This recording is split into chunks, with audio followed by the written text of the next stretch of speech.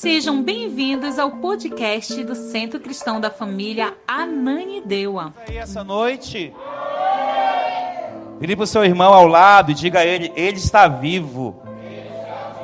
Vire para o outro lado e diga isso também. Diga: ele está vivo. O Senhor está vivo. Aleluia, aleluia. Abra sua Bíblia em Apocalipse, no capítulo 1, versículo 18. Apocalipse 1, versículo 18. Tem uma grande, linda palavra de Jesus para nós essa noite. Ele nos diz, Jesus nos diz em Apocalipse 1, 18: sou aquele que vive. Estive morto, mas agora estou vivo para sempre.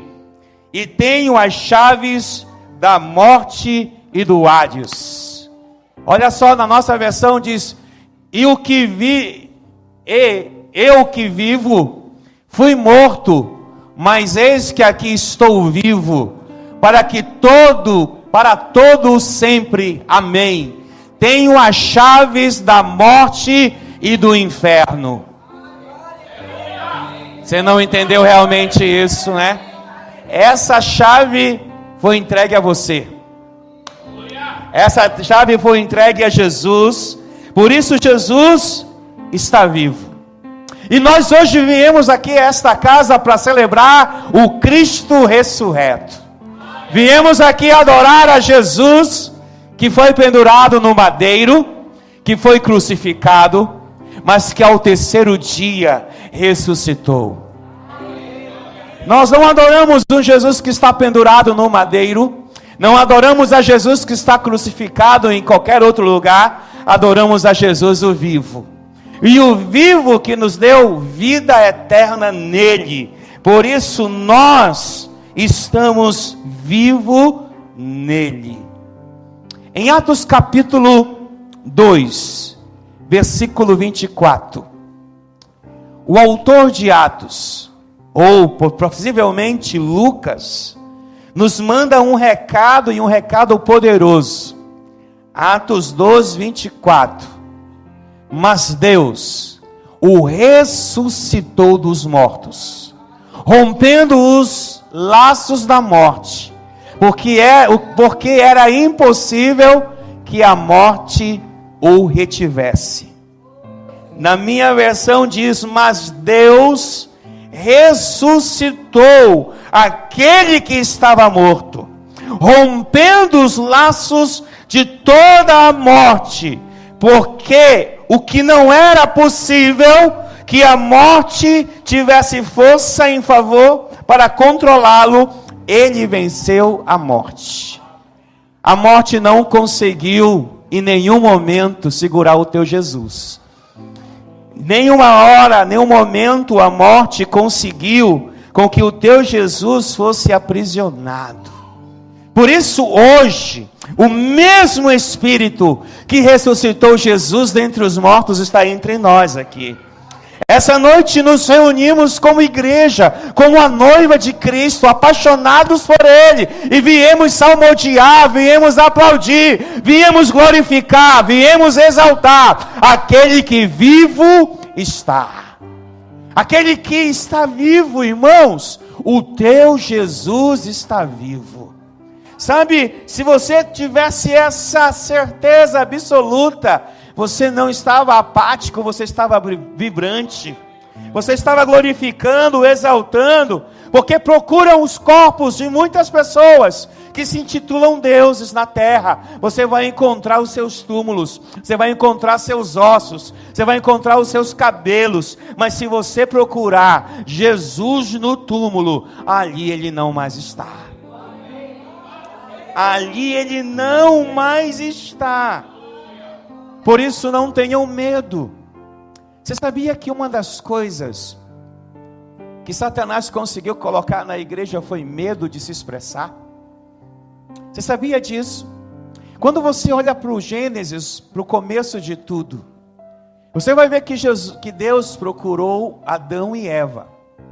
E quando ele procura Adão e Eva, a primeira resposta que ele ouve de Adão é: nós estávamos com medo do Senhor.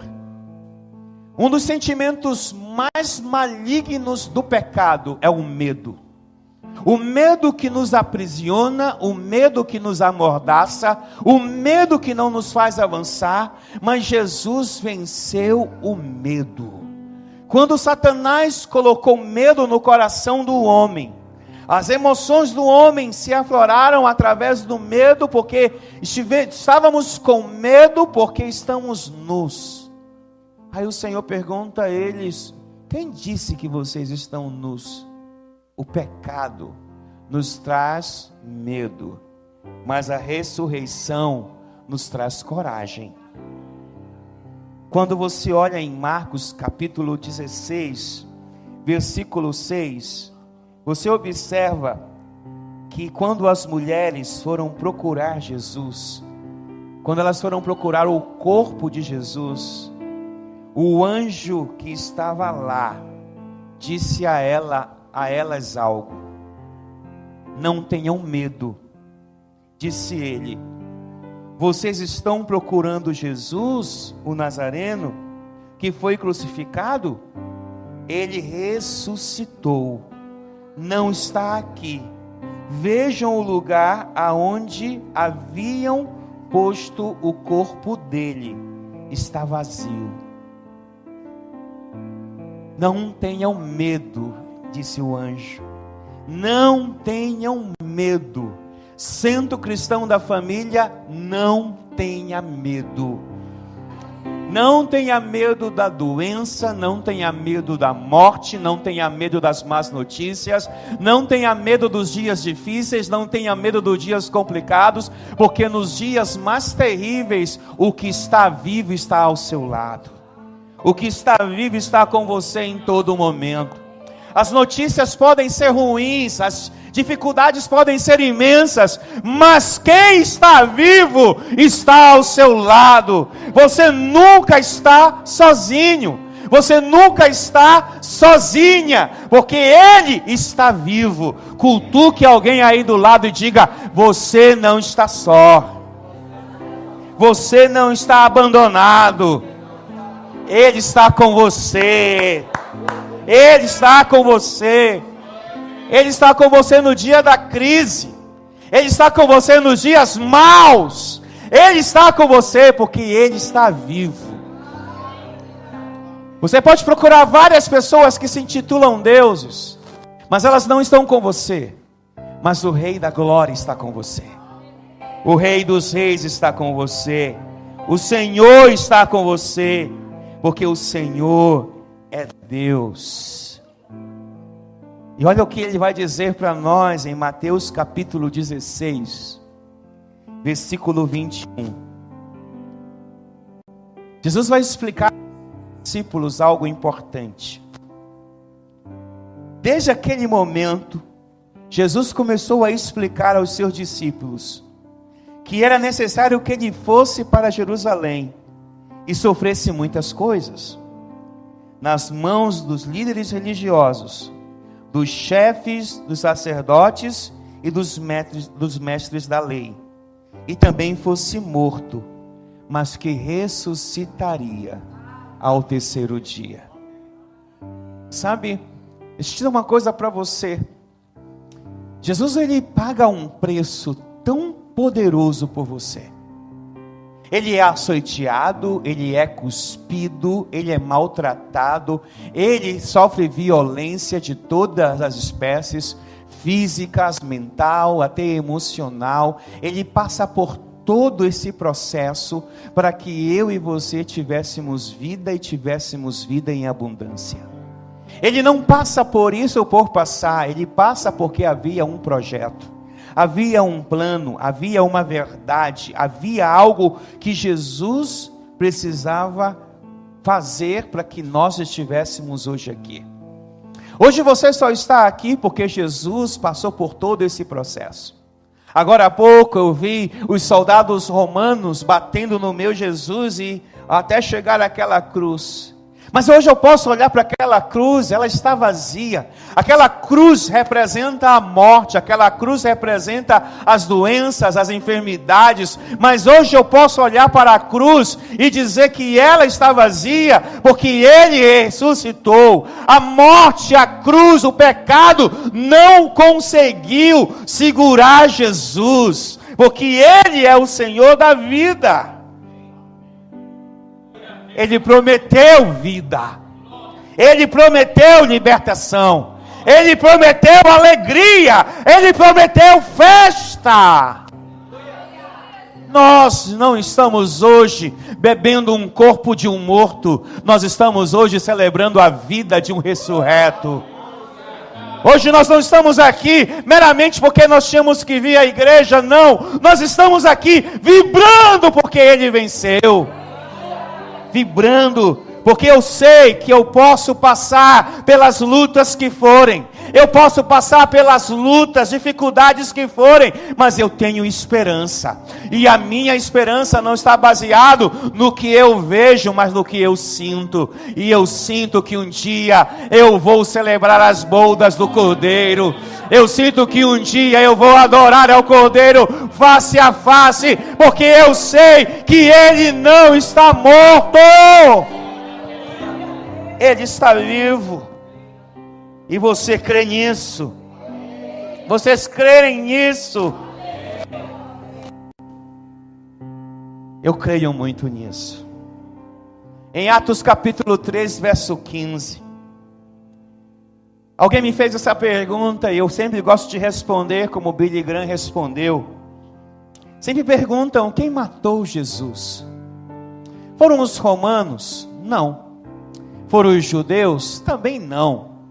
Foram os sacerdotes? Também não. Quem matou Jesus foi os nossos pecados.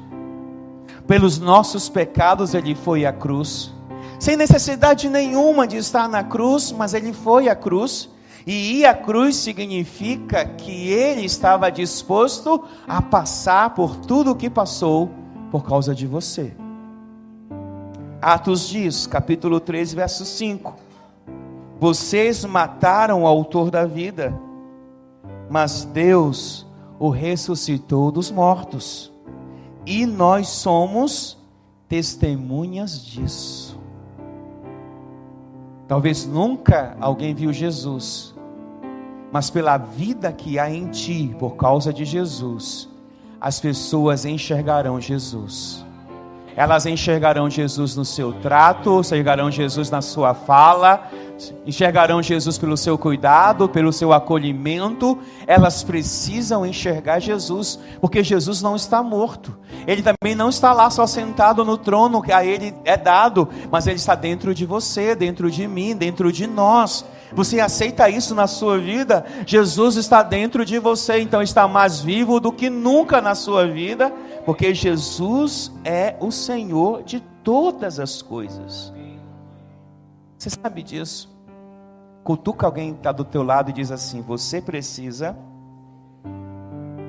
resplandecer Jesus que há em você. Agora dá um sorriso para ela. Um sorriso amarelo, vai. Mas é um sorriso de Jesus. Porque Jesus em ti, a esperança da glória. Jesus em mim, a esperança da glória. E Jesus em nós, Jesus em nós, a esperança da glória. Você está entendendo isso? Quando Jesus está em nós, a glória se manifesta. Aleluia por isso. Sabe por quê? Eu observo e faço a leitura desse tempo como uma leitura muito poderosa daquilo que Deus tem para nós, como sua igreja, como igreja de Jesus. Entendemos o que significa servi-lo, o que significa estar agora preparado para nós. Tem coisas grandes vindo aí pela frente. Tem coisas muito gigantescas vindo aí pela frente. Porque a glória revelada se manifestará em nós. A segunda carta que Paulo escreve a Timóteo, no capítulo 1, no versículo 10, Paulo diz a Timóteo algo poderoso, e eu quero que você receba isso na sua vida. Sendo agora revelada pela manifestação do nosso Senhor, o Salvador, Jesus Cristo, Ele tornou inoperante a morte e trouxe luz à vida e a imortalidade por meio do Evangelho. Você sabe o que isso quer dizer? Olhe de novo na sua Bíblia aí. Olhe de novo na sua Bíblia. Sendo agora revelada pela manifestação do nosso Salvador, Cristo Jesus, Ele tornou inoperante a morte. A morte é inoperante diante de Jesus. É por isso que eu creio que Jesus ainda continua sendo de ontem, Ele é o de hoje e será eternamente. O nome de Jesus é poderoso. O nome de Jesus é poderoso para curar o câncer, para curar o HIV, para curar as doenças que vão destruindo os corpos. O nome de Jesus é poderoso para ressuscitar os mortos. O nome de Jesus é poderoso, porque a morte se tornou inoperante diante de Jesus. Jesus trouxe a luz no meio da escuridão. E interessante que nem todos conseguem entender isso. Só sabem entender isso aqueles que creem que Jesus é o Senhor. Só sabem crer nisso aqueles que creem que Jesus muda a vida das pessoas. Só sabe e crê nisso quem acredita que Ele não está mais pendurado no madeiro, que Ele não está mais no sepulcro, mas que Ele está assentado à destra do Deus Pai. Por isso, aprenda a usar o nome que está acima de todo nome. E o nome que está em cima de todo nome qual é, irmãos? Qual é o nome? Qual é o nome? E nesse nome toda a morte tornou-se inoperante. E Ele trouxe vida através da sua luz. Aonde há trevas, quando Jesus entra, a luz e a vida se tornam uma realidade. Por quê? Porque nada pode segurar o que Jesus determina na sua vida. E eu quero dizer hoje para você, você foi encontrado por Jesus. Ele morreu por você naquela cruz. Ele deu a você a vida que era dele. Porque toda a vida nesse lugar não era sua por direito. Toda a vida que você tem hoje não era sua por direito. Por direito você deveria estar morto.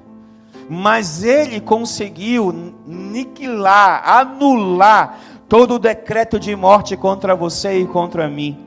E mesmo que esse corpo um dia venha a perecer, porque é natural que ele pereça, nós estaremos face a face com Ele.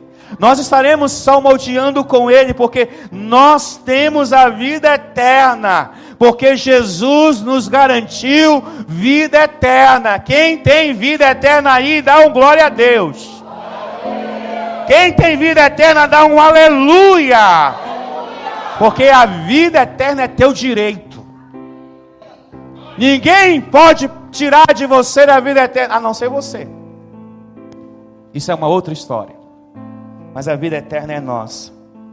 O apóstolo Pedro, escrevendo a primeira carta, no capítulo 1, no versículo 3, o apóstolo Pedro diz o seguinte: bendito seja o Deus e Pai do nosso Senhor Jesus Cristo, conforme a sua grande misericórdia, Ele nos regenerou para uma esperança viva, por meio da ressurreição de Jesus Cristo dentre os mortos. Você entendeu isso hoje? A ressurreição de Jesus garantiu vida para você, garantiu esperança para você. Você pode estar desesperançoso, talvez por muitos motivos, Mas quando você olha para Jesus, a sua esperança renova. Quando você olha para Jesus, você acredita que vai continuar até o fim. Os homens podem desmotivar você, os homens podem até desanimar você, mas Jesus te incentiva, Jesus te anima, porque se Ele venceu, nós venceremos também. Tem algum vencedor aqui? Se você é um vencedor, já está o teu nome na lista dos vencedores de Apocalipse. Tem alguém com o nome da lista dos vencedores de Apocalipse aí? Porque aos vencedores eu darei a coroa da vida. Aos vencedores darei o direito de assentar-se a meu lado diante do Pai. Tem alguém aí com seu nome na lista de vencedores? Se tem, dá um glória a Deus. E aí, o mais interessante está quando Paulo escreve à igreja em Corinto, na primeira carta aos Coríntios, no capítulo 15, no versículo 21. O apóstolo Paulo vai dizer algo tão lindo, tão maravilhoso. Diz assim: visto que a morte veio por meio de um só homem, então também a ressurreição dos mortos veio por meio de um só homem. Sabe o que isso quer dizer? Quer dizer que quando Adão pecou, a morte veio. A morte veio quando Adão pecou. Você vai ver que a partir do pecado de Adão, a morte tomou conta de tudo. E muitas pessoas não acreditam que há vida após a morte. Mas só eu sou um cristão. E como um cristão, eu sei que há vida após a morte. Eu não sei para o lugar que muitos irão. Isso eu não sei dizer. Mas eu vou dizer a você que há vida após a morte. Por causa da morte que Adão trouxe, a humanidade pereceu. Mas por causa da morte e da ressurreição de Jesus, haverá ressurreição dos mortos. Aqueles que dormem com Jesus ressuscitarão. Aqueles que ainda não passaram pela morte o verão face a face.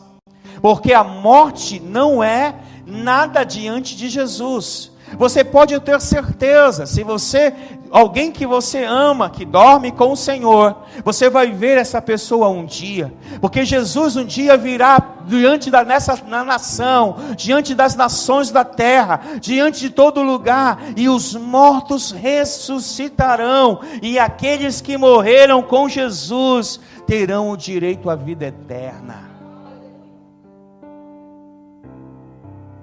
Agora a minha pergunta é: e se você morrer, você terá direito à vida eterna? Eu não poderia deixar de fazer essa pergunta, porque essa pergunta é essencial para tudo aquilo que Jesus fez na cruz por nós. E aí, o apóstolo Paulo também escrevendo no capítulo 15 da primeira carta aos Coríntios, o apóstolo Paulo, primeira carta aos Coríntios, capítulo 15, 55 e 56. Como esse apóstolo Paulo era inteligente. Como esse apóstolo Paulo sabia da revelação de Cristo. Como esse apóstolo Paulo tinha uma intimidade com Jesus. E você, cristão, precisa ter uma intimidade com Jesus. Você não precisa tratar Jesus como um morto. Trate Jesus como um vivo. Trate Jesus como o Senhor de todas as coisas. Trate a Jesus como o campeão e o vencedor de tudo. Trate Jesus como o Senhor de todas e qualquer situação na terra. O apóstolo Paulo vai dizer: onde está, ó morte, a sua vitória? Onde está, ó morte, o seu aguilhão? O aguilhão da morte e o pecado, e a força do pecado e a lei, onde estão? Que poder há? Mas graças a Deus, que nos dá vitória, por meio do nosso Senhor e Salvador, Jesus Cristo. O apóstolo Paulo está desafiando a morte. Ele não consegue vencer a morte por si só, mas consegue vencer a morte por Jesus que está vivo. Jesus está vivo no seu coração hoje. Jesus está vivo na sua casa hoje. Jesus está vivo na vida que você vive hoje. Você está vivo. Jesus pode ser celebrado por ti hoje. Você pode celebrar a Jesus que está vivo. Ah, pastor, mas eu estou terríveis. Ah, irmãos, me perdoe, mas dias terríveis chegarão a todos. Ah, pastor, eu estou entristecido porque alguém me machucou.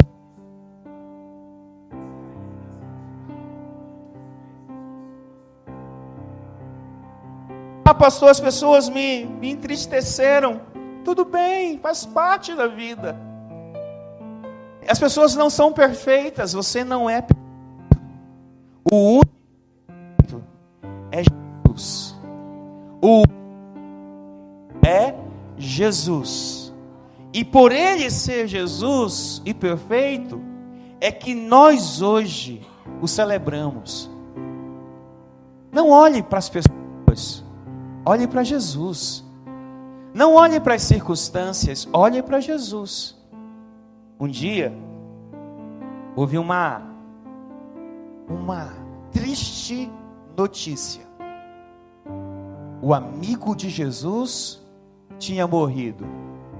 Quem era o amigo de Jesus? Alguém lembra? Uau, tem crente nessa casa. Quem era o amigo de Jesus? E Lázaro tinha duas irmãs, os nomes dela? Oh, vocês foram à escola dominical, parabéns. Jesus estava lá.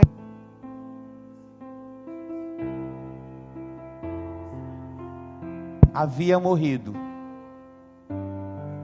Que notícia triste, não é? Que notícia talvez terrível é você ouvir que alguém que você ama morreu. Lázaro era tão importante para Jesus, que Jesus chora pela morte de Lázaro. Uma amizade que talvez a gente não consiga entender. Mas Lázaro morreu. Mandando buscar Jesus, Maria e Marta ficam à espera de Jesus. Mas Jesus, por alguns motivos, eu acho que um bom motivo faz chegar atrasado. Na verdade, Jesus nunca chega atrasado em lugar nenhum. Na verdade, se ainda não chegou a tua vitória, é porque ainda não é a hora da tua vitória. Mas a tua vitória está vindo por aí. Você não recebeu, né? A tua vitória está chegando por aí. E quando ela chegar, vai fazer uma grande festa.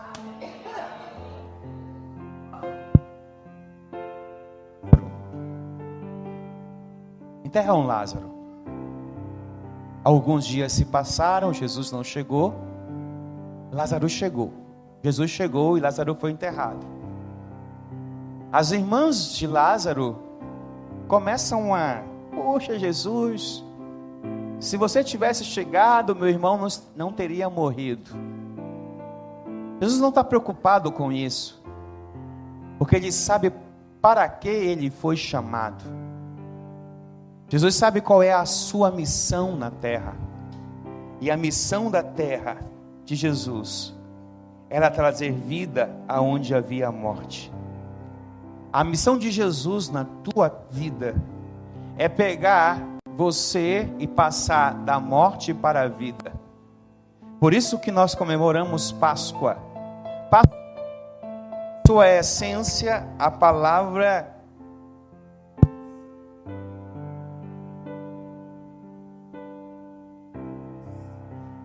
é a palavra que significa Páscoa. E eu quero dizer que Jesus é muito bom em fazer passagens. Obrigado. Será que ainda aguenta? É muito bom em fazer passagens. Ele chega na casa dos seus amigos e havia muita gente chorando. Havia muita gente entristecida. Pode, desliga o outro, deixa eu usar isso aqui.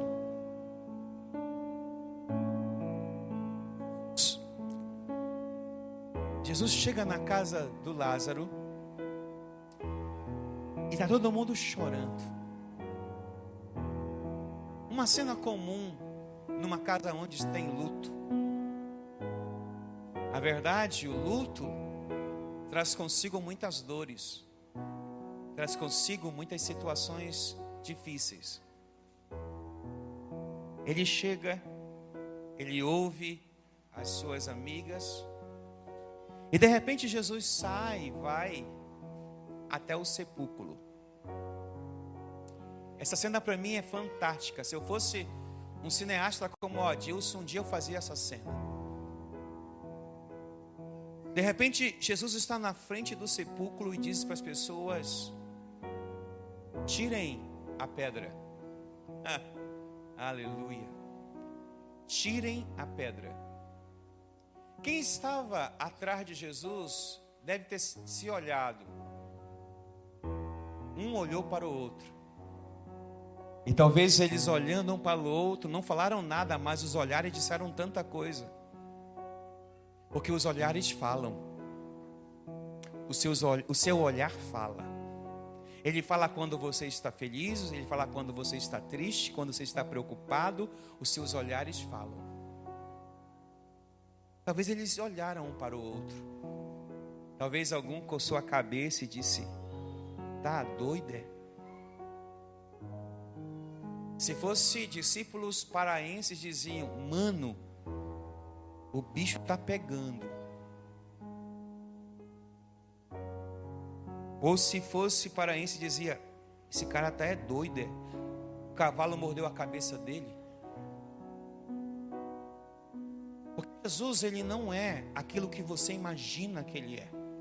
Ele é muito mais do que você imagina que ele é. Jesus vem e diz: tiram a pedra. Alguém disse: Jesus, já está podre. Eu já vi Jesus curar lepra. Eu já vi Jesus curar uma ferida na perna do Fred que não tinha como cicatrizar. Eu vi Jesus curar uma ferida na perna do Fred. Dá um glória a Deus aí, Fred. Fui ao médico, o médico dizia: não tem jeito. Vai ter jeito. Porque se tem uma coisa que Jesus faz, é recomeçar várias coisas. Jesus vai começando muitas coisas. Alguém disse: está podre. Não há nada nesta terra que seja maior do que o nosso Jesus. Ele vai dizer e vai gritar: Lázaro, Lázaro. Talvez alguém tenha dito assim: doidou, está falando com morto. Quem é que fala com morto aqui, gente? Tem gente que nunca tem gente que tem até medo do morto. Mas Jesus dizia: Lázaro, Lázaro, sai para fora. Alguém deve ter olhado para ele e diz assim: endoidou de vez. Tomou leite com manga. Mas de repente, aquele que estava morto se levanta. E quando Jesus libera uma palavra, quando Jesus libera uma palavra, nem os demônios do inferno, nem os principados e potestades que atuam nas regiões celestiais deixam de obedecê-lo. Quando Jesus libera uma palavra, aquilo que está morto desaparece, porque Jesus é vida. Ele começa a dizer, e Lázaro levantou e vai saindo. Talvez se fosse alguns dos crentes que estivessem aqui lá, ao olhar aquele vulto começar a sair do túmulo, sairiam correndo de tanto medo. Porque às vezes quando o demônio se manifesta nessa igreja, todo mundo fica com medo. Imagine um morto levantar. Mas eu quero dizer uma coisa para você. Esse Jesus que levanta os mortos, ainda levantará muitos mortos sobre a terra.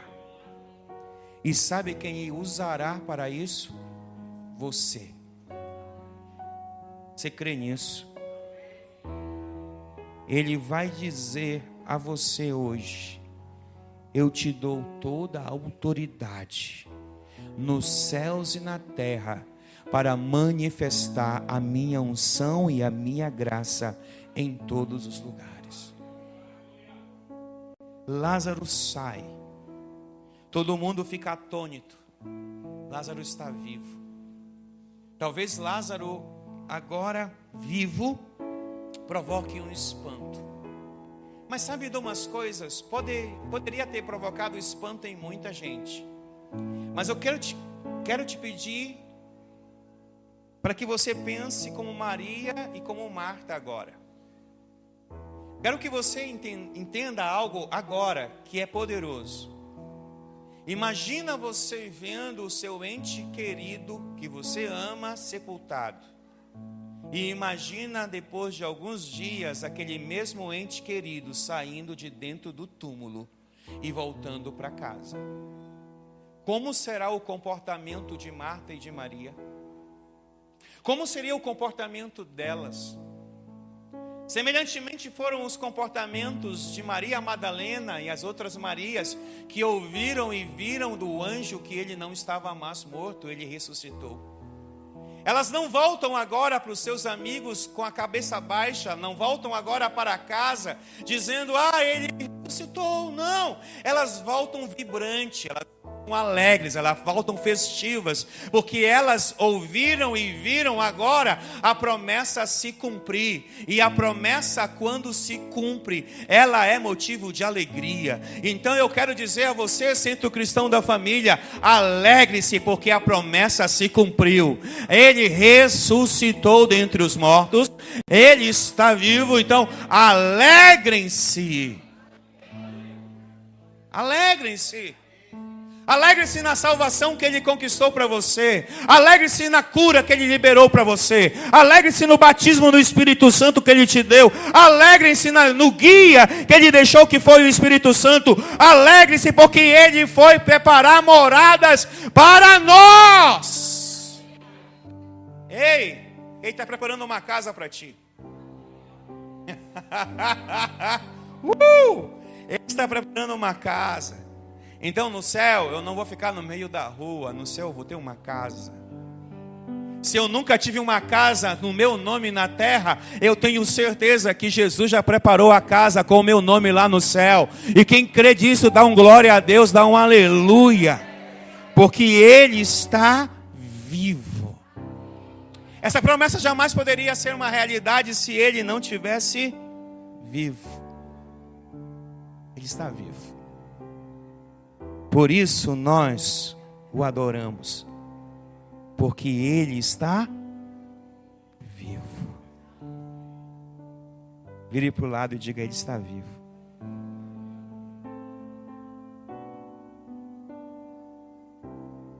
Mas antes dele morrer e ressuscitar, ele teve uma atitude nobre. Quem foi dizer para mim e para você que ele tinha uma aliança? Uma aliança que não seria feita pelo sangue do bode, como é feito em algumas religiões. Não é feita pelo sangue do boi, como é feito em algumas religiões, ou das galinhas pretas. Mas uma aliança feita com o sangue do Cordeiro de Deus. Uma aliança que nos chama a ter, a reconhecer esse cuidado que Ele teve.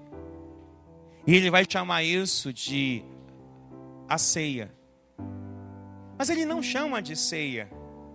Ele chama de nova aliança. Nós que denominamos ceia. O apóstolo Paulo vai chamar de ceia do Senhor.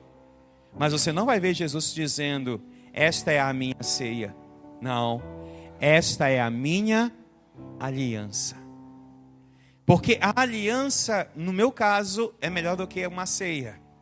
Porque uma aliança é um tratado de homens ou de mulheres ou de pessoas que precisam ser levados a sério. E Ele vai levar isso tão a sério que Ele vai cumprir o que Ele chamou. Eu queria chamar minha esposa aqui, por gentileza. Na última ceia, Jesus estava assentado. Sente aqui, meu amor, nessa cadeira, por gentileza. Jesus estava sentado com os seus discípulos. A ceia não era um ritual cristão. A ceia era uma atividade que eles faziam com frequência. Principalmente depois daquilo que eles viveram lá na saída do Egito para Canaã. Falei a vocês que hoje nós celebramos a Páscoa, e voltando a lembrar, a Páscoa não é uma festa cristã na sua originalidade. A Páscoa é uma festa hebraica, que significa a passagem. O anjo da morte passou sobre a casa dos hebreus e não os matou. Porque o anjo da morte via nos umbrais das portas o sangue do Cordeiro. No Novo Testamento, nós não celebramos da mesma forma a Páscoa. Porque agora nós já passamos da morte para a vida. Porque a nossa Páscoa é Jesus. E por ser a nossa Páscoa Jesus, Ele reúne os seus discípulos.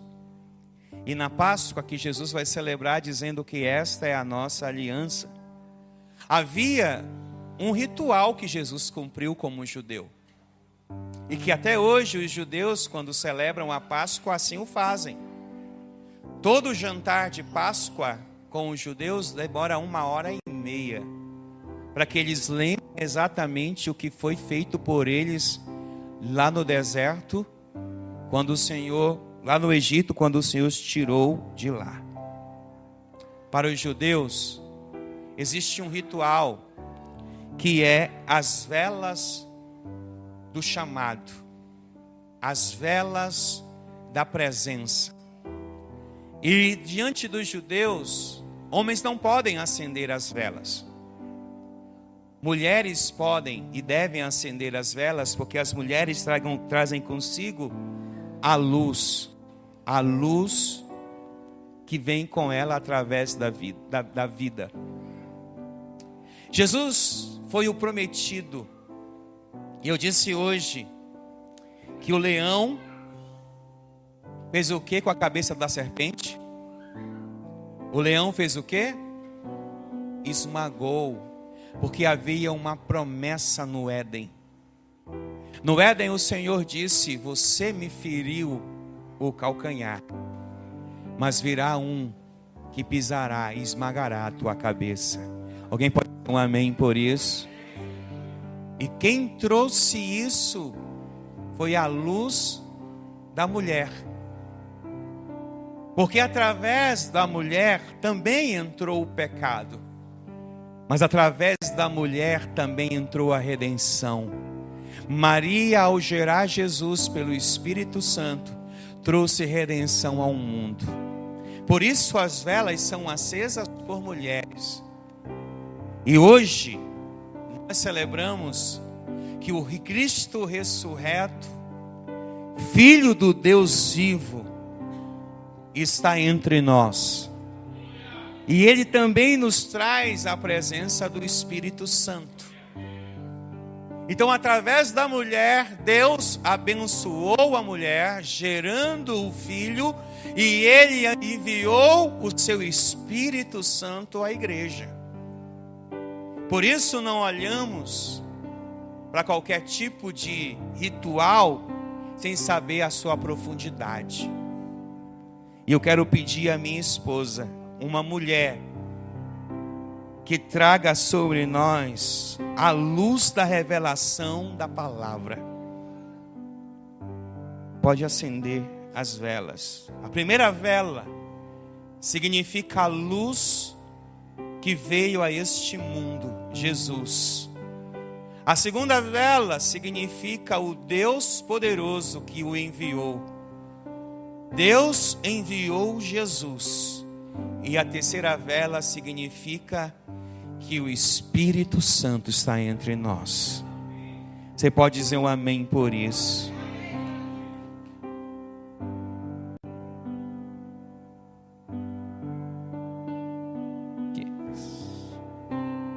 Diante dessa verdade, eu quero que você fique de pé essa noite. Quero convidar a minha esposa a estar ao meu lado. Diante dessa verdade, que Jesus nos foi entregue como um instrumento de Deus. Dizendo a você que Jesus está vivo, que hoje o Espírito Santo está sobre a terra, por causa da promessa dele. E que Deus virá buscar a sua noiva, através de Cristo Jesus. Porque Jesus disse, eu não sei, os seus discípulos, eu não sei quando vai ser. Só o Pai sabe. E quem dera que essa noite a trombeta soasse. Quem dera que a trombeta soasse essa noite, nós, como igreja de Cristo, subíssemos aos céus e pudéssemos celebrar a boda do Cordeiro. A Bíblia diz que nós que estamos aqui somos privilegiados porque renovamos a nossa esperança através da ceia. Porque Jesus disse que a ceia é um modelo de relacionamento. Por favor, segure aqui, meu amor. No dia da ceia, Jesus pegou 2 elementos: o pão e o vinho, que simboliza seu sangue e seu corpo. Ao pegar o pedaço do pão como esse, um pão asmo, um pão sem fermento, não há nenhum fermento nesse pão. Ele é duro porque é sem fermento. E ele disse assim: Cristiane, Marcelo, este é o meu corpo. E ser cortado, quebrado, destruído em favor de vocês. Ele disse que este corpo que foi destruído era um corpo de aliança. E hoje eu divido essa aliança com você, Cristiane. Como eu divido essa mesma aliança com você, igreja do Senhor que está aqui hoje. Você e eu somos frutos de um tratado de honra. Você e eu somos frutos de um momento ímpar. Porque Jesus celebra aquela ceia e não celebra mais. Por quê? Porque ele foi para os céus. E nós podemos celebrar. E talvez ele esteja olhando do céu e dizendo assim: Pai, eu não vejo a hora de receber o povo do Centro Cristão da Família e celebrar com eles essa ceia que eles tanto querem celebrar. Sabe, isso significa uma aliança. Uma aliança tão poderosa. E ele vai fazer isso distribuindo. Posteriormente, ele vai pegar o vinho. E ele vai pegar o vinho, ele para todo mundo naquele momento. Naquela época não existiam vários cálices como há hoje. Havia apenas um cálice. E esse cálice era distribuído para todos. Ele para e diz assim: olha, discípulos do Centro Cristão da Família, este é o meu sangue, que será derramado em favor de vocês e de muitos. E esse sangue derramado será chamado sangue da nova aliança. E esse sangue que será derramado será o sangue que comprará você, que resgatará você da morte e do pecado. E através do sangue derramado, haverá cura e libertação e transformação. Através do sangue derramado, Centro Cristão da Família, haverá alegria e liberdade. Vocês são livres. Jesus pegou o seu cálice, tomou,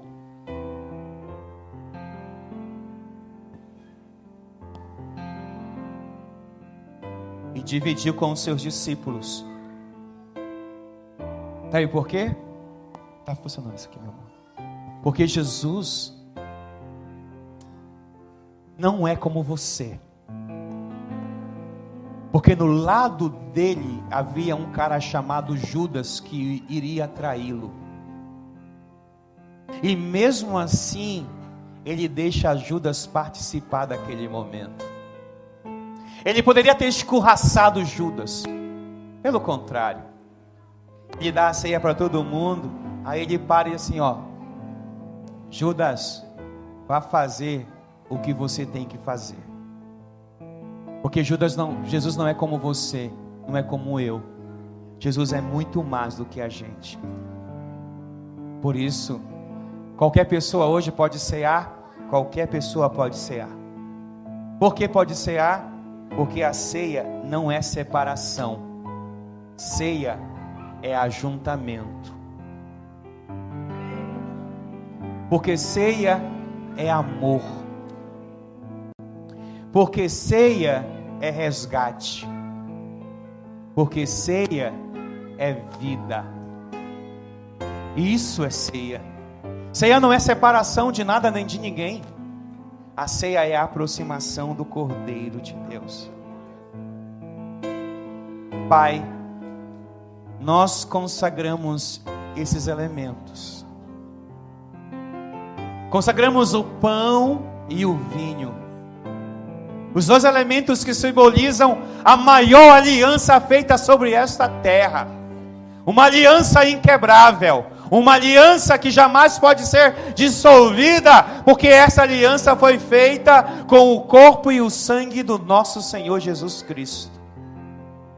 E por isso essa noite, como igreja, podemos acercar da tua mesa e comer do pão e beber do vinho sem condenação, porque ela nos aproxima, não nos afasta. E que hoje essa igreja entenda que ela celebra o Cristo ressuscitado, que ela celebra o Cristo vivo, um Cristo que venceu todos os demônios da terra, o Cristo que venceu todos os principados e potestades, o Cristo que venceu o próprio diabo, o Cristo que pisou na cabeça da serpente. O leão pisou a cabeça da serpente. O leão pisou a cabeça da serpente. Ela feriu o calcanhar, mas o serpente teve a sua cabeça quebrada pelo leão que nasceu do ventre de uma mulher. Por isso nós te adoramos hoje, Jesus, e nós te louvamos por isso. Amém. Fica de pé, por gentileza. Para ficar sabendo de todas as informações de nossa igreja, acesse www.centrocristãodafamilia.com.br ou siga-nos através de nossas redes sociais, Facebook, Instagram e TikTok, com o @Centro Cristão da Família. E para ficar sabendo da nossa programação da Igreja Centro Cristão da Família,